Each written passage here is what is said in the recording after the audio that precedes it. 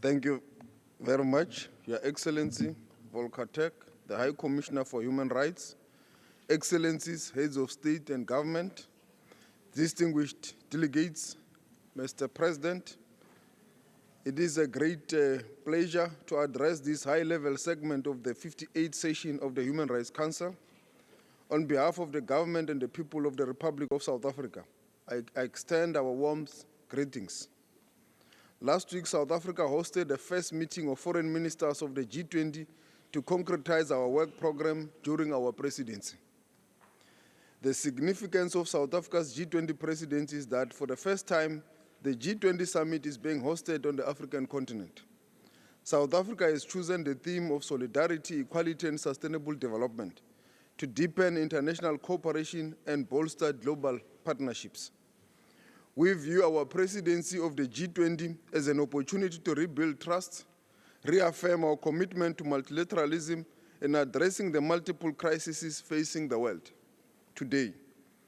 South Africa intends to use its G20 presidency to action the Pact of the Future, which world leaders adopted at UNGA 79 last September 2024, to forge a global consensus and make progress in realizing our global priorities, including the SDGs framework to ensure the full and equal, meaningful enjoyment of human rights by all.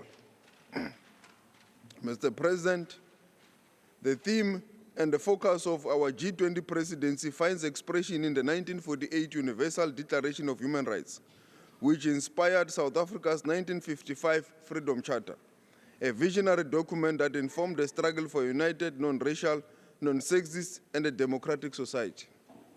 The provisions of the Freedom Charter, whose 70th anniversary we celebrate this year, are embedded in our country's progressive democratic constitution, which is renowned the world over.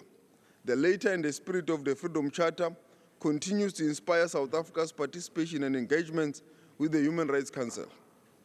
We remain committed to the democratic socio-economic transformation agenda of our country to reverse the legacy of colonial and apartheid dispossession, discrimination, and marginalization. As the High Commissioner recently stated, and I quote, "Redressing South Africa's racial imbalances and land ownership is vital to addressing the historical injustice of the apartheid era and fostering a more equitable future. The recently adopted expropriation law marks a critical step in this journey." Close quote.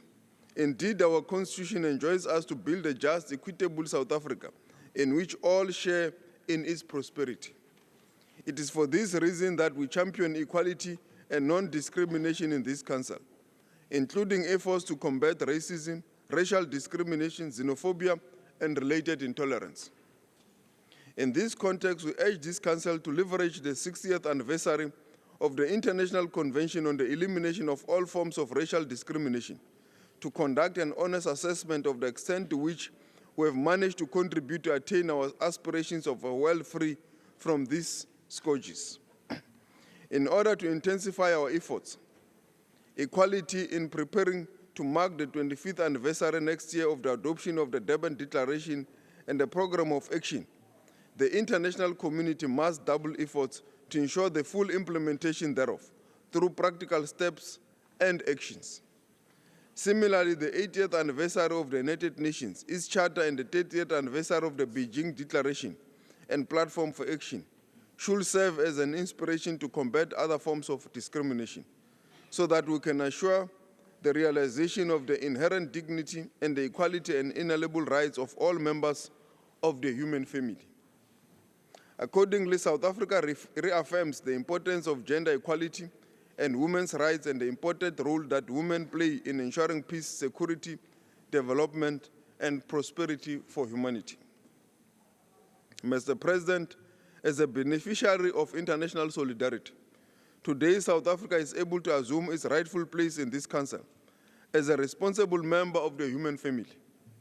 We remain steadfast in advancing international peace and security through inclusive dialogue and peaceful political settlements of disputes in the African continent and beyond.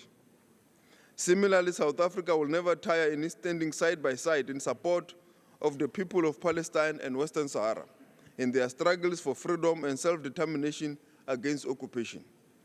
Mr. President, in today's world, where might appears to trump right, it remains incumbent on the Council to promote an equitable multilateral system.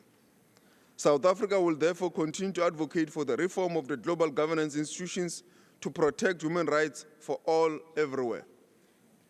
As part of this process, the Council cannot afford to cherry-pick when and where we exercise our mandate.